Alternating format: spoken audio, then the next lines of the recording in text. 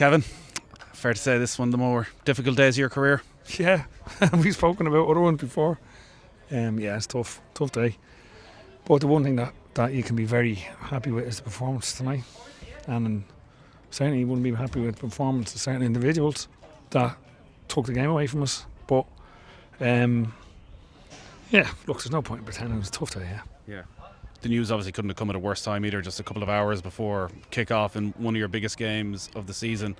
What was the reaction like in the dressing room as word came through? It's tough, yeah, of course. And because everyone obviously knows the case today, and very confident, and every word I said, I don't know if you saw my press conference thing on Friday, every word I said stick by. I was very confident, trust everything that was being done, and unfortunately didn't go for us. And it's tough, there's no pretending. Yes. But I have to be absolutely, like, it's amazing. The players going out against playing against the best team in the league by a mile. Like, they're the best team in the league by a mile, and our lads are going out, and we're going in 1-0 at half time. Like, we were going in 1-0 at half time, which is when we're missing players after playing really, really well, and then gets taken away from us. And there's nothing like, and they can pretend all they want, and I'm not trying to hide behind the decision, but there's 700, I'd say, Shamrock Rovers supporters up in that stand, and I don't think one of them, everyone was looking out, but take it away from us, Nathan. Yeah, you've said before about maybe not being critical enough of referees at time and not being publicly critical. I think everybody was a bit confused as to what had happened, and you're looking at the replays going, was it a handball? Did it touch his hand? Did you get any explanation as to? Yeah, well, I was told that it was like for a handball against Andy Quinn. Like, he's running like that. It's, I don't want to prejudice anything, because I'm going to talk or whatever, make it official about this, because it's not good enough. And it might be because you're saying an emotional day and all that type of stuff. And I'll probably look like a clown on the touchline at times. But again, I haven't been booked, and people think I'm mad about. I haven't been booked since the sixth game of the season. It's now 20, whatever it is, 21. And like, sometimes, like, you just have to let people know. Like, I really feel that was. It was just unacceptable in my opinion, and in the opinion of how many couple of thousand people were here, I'd imagine, and everyone watching it at home. It's not as if we haven't had a tough enough day with how things conspired. Shamrock Rovers, as I said, they're the best team in the country by a mile, and they don't need any help, and they got it tonight. Like, tomorrow is going to be a big day for you as well in your managerial career and plotting games against European opposition. Is the emotion, is it sadness, is it anger? Yeah, it's a bit of everything. Yeah, you're right. You dream of it, like, I might never manage in Europe. Like, who knows? There's players in there that won the FAI Cup and burst their backsides to do it. There's lads that signed here because we were playing in Europe. So it's disappointing. I thought we were. The one thing that you can say is that they've shown already in this short space of time how good the group is. Because we put it up to as I said, I keep saying, the best team by a mile. But we really put it up to them tonight. Should have got something, more than deserved something out of it. Because when you qualified for Europe, there was a sense maybe it was the little guy winning the cup, whereas actually, if anything, this season, the way you've improved game on game, like, this is first against third here tonight. Like, you were in a good position heading into those games. 100%, and it's an ironic thing for this game is the reason why we're playing it tonight is because it's brought forward. And now we'll go in July with one league game after playing 5 games in 14 days. And I understand why it's done. Certainly nobody was foreseeing that this situation was going to arise. But it's a mad one, because obviously, look, as I said, my head's a bit all over the place. There's no point pretending. Yeah. I'm so happy with our players and supporters, because unbelievable. And again, that's not me trying to. I think I have a good enough relationship with them. I don't need to curry favour with them. But so happy with so much, but so disappointed with others. Yeah. Have you any sense of what this means for the club in terms of not having the €500,000? Like, was that a factor in going full time? Like, is there a longer term impact away from just the footballing side of it? Probably. Again, look, I haven't the nature of it, I was here. We're coming. Haven't really spoken. I was trying. Again, I said this on Friday before I had to try and focus on the football. As hard as it was, I had to go into the dressing room earlier on to explain this stuff.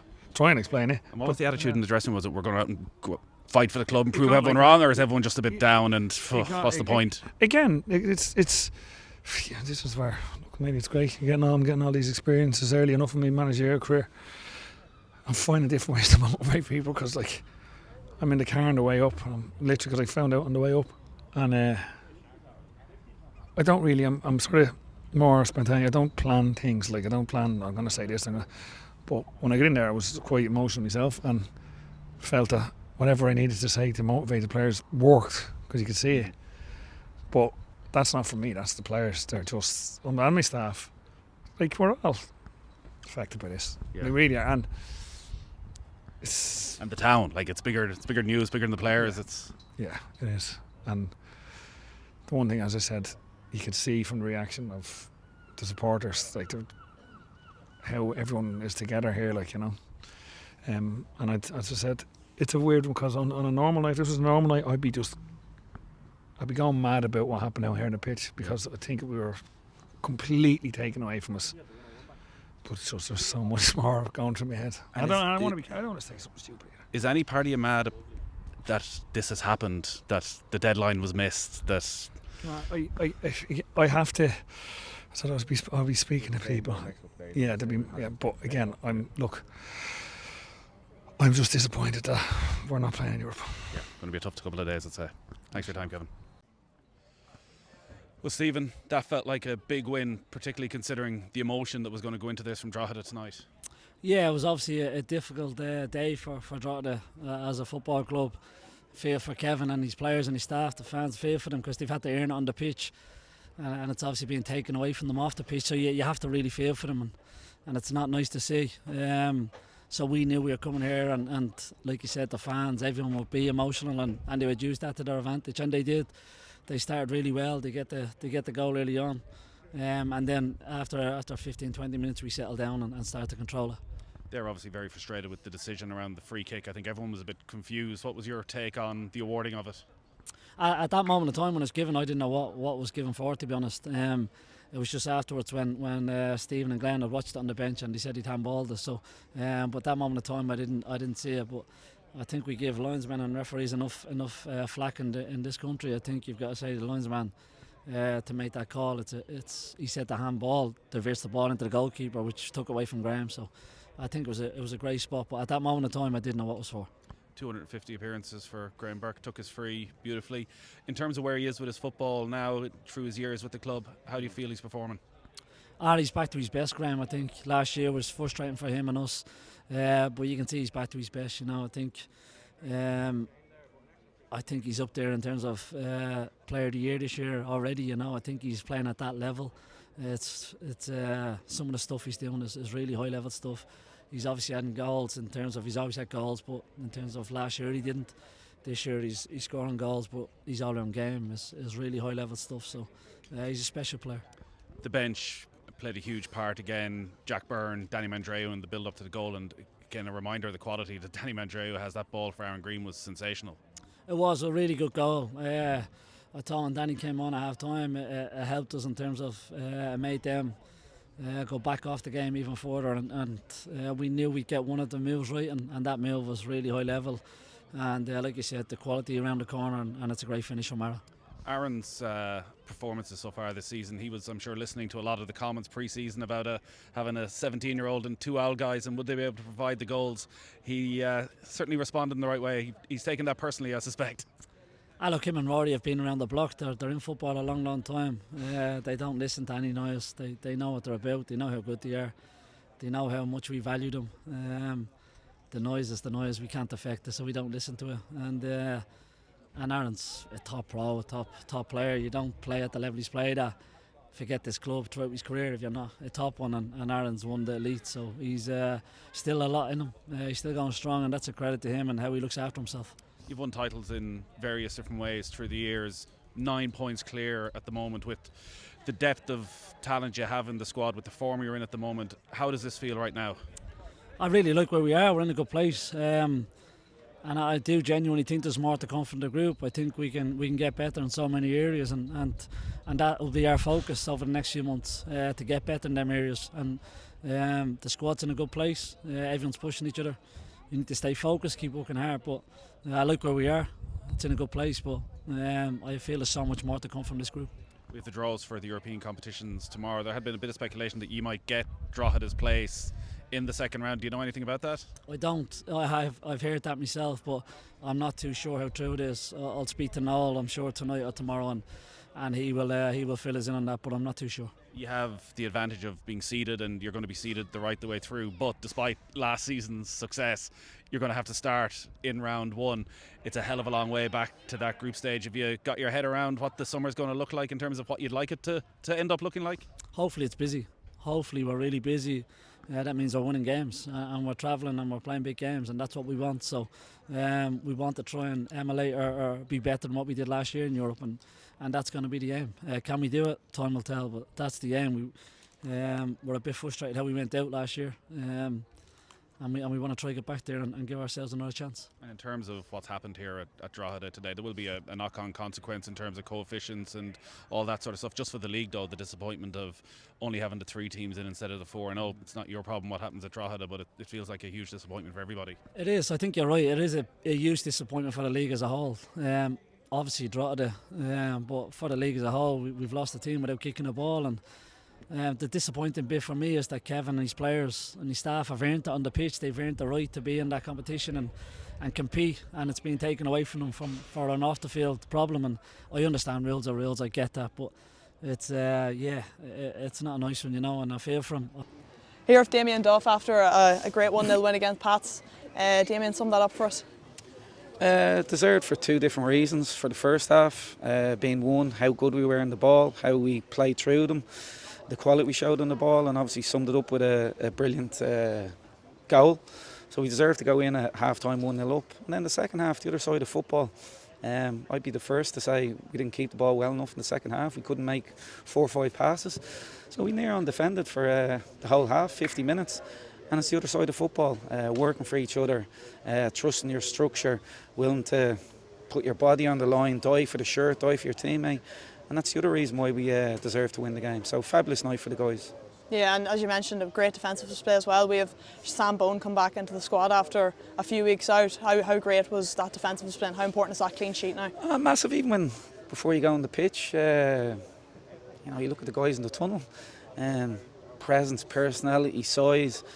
And here Sam hasn't done a lot of training. He wasn't even in the matchday squad the other night, but got in Saturday, Sunday morning. I was just like, nah, he's starting. Same with Boyd. He hasn't had a lot of training, but I was like, no, we're going here with tried and trusted, big guys, presence, personality, quality, of course, guys that know the league, and I think it showed tonight.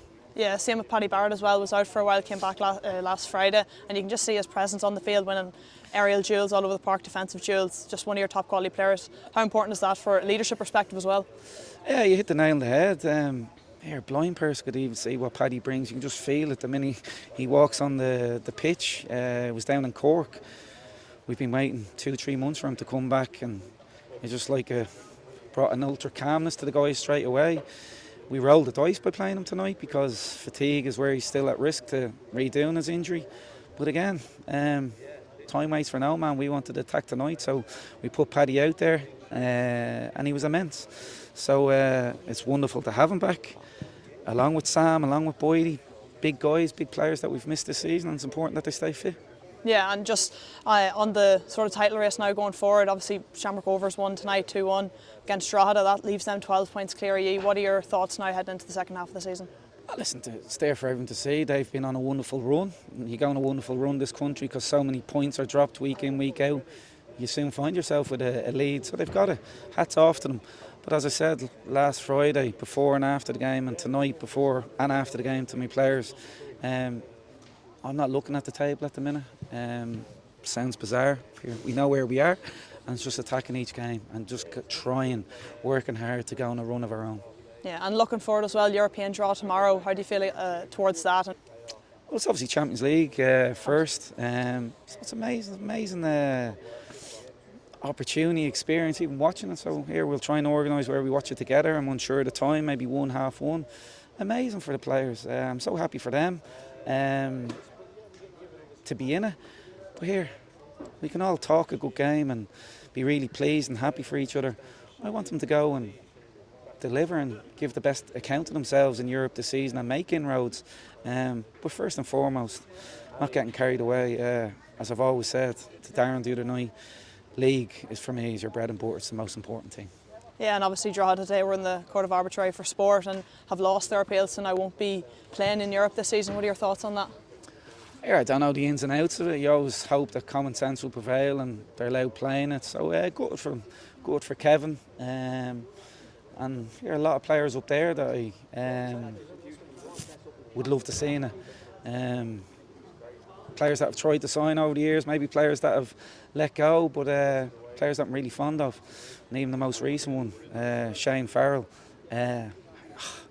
I feel for them because they're brilliant guys, Shane and many other lads in the team. So I have to say I'm good for them and I'm good for the league as well. Yeah, and just speaking at the end there, your supporters brought you through that game and I think you're giving them high praise at the end there. How important are they for you and your team? Jock Steen, we're nothing without the fans, and I think it's more evident than ever. And they've been amazing. They've played a big part in the last 4 years of my life. Amazing, brilliant. I love the staff, I love the players, but I love the fans as well. So I was really pleased for them tonight because here they've maybe had some disappointing nights. Friday being the most recent, so really pleased for them tonight. Great, thanks Damien. Thanks. Stephen Kenny, disappointing loss tonight for your side. How do you feel after that game? Yeah, we're disappointed. You know, the second half was waves of attack. You know, we contrasted performances between the first and second half, to be honest. I was disappointed with our first half. Second half, I thought we were absolutely excellent. High degree of technical quality, good individual wing play, a lot of chances, and we just should have taken one. And we didn't manage to take a chance, and that's hurt us, and we're disappointed. Yeah, you speak of the disappointing second half, but then disappointing first half. Sorry, but second half you were much better. Triple substitution at the break helped that. Yeah, I mean, we haven't, even though we haven't played well in terms of our quality of our passing and chances created in the first half, we've not really conceded any. The goal is a deflected effort. We're disappointed to concede it, and only 1.5 chances in the game. So Shelburne didn't really have any opportunities tonight. But the onus on us, the home team, we're beaten here for a year, so we didn't want to lose that record. We're so disappointed to lose it, and the players gave everything to the end. You know, really pushed to the, right to the end, but we just didn't do enough. Yeah, and you had a flurry of chances there near the end. Saka Pasella came on and made a huge difference, having a shot deflected off the line as well. Talk to me about just sort of how disappointing it is not to be able to take those chances on another night. You'd be walking away with 3 points here. Yeah, I think we could have won it, definitely won the game, and most certainly should have drawn it. So to lose it is difficult to accept, but that's it's not a good weekend for us. So we've got to bounce back against Galway on Friday, and certainly, tough game. And the games are ticking fast, 5 and 14 days. So we've got to go Galway Derry Monday and Cork away on Friday. So tough games, but games to look forward to, and we'll make sure we're ready. Yeah, and just speaking of that, obviously Shamrock Rovers won tonight, so that's 12 points off the top for you. How do you feel going into the second half of the season now? Well, I think, Shamrock Rovers obviously have been, the best team. They've obviously had the most consistent run of results. So we've got to just look after ourselves and focus on winning games. I think that's our main objective. It's very competitive with all of the teams, and we have to dust ourselves down and get ready. Yeah, speaking of games coming thick and fast, you have European draw tomorrow. Are you excited for that? Looking forward to seeing who you get in the first round? Yeah, it's not at the forefront of my mind at the moment because we've just, we take pride. Home form has been, the support, sympathetic support. The team is connected here. We've had remarkable home form here, and then to lose it, it's disappointing. We'll deal with the European draw. We'll see what it brings.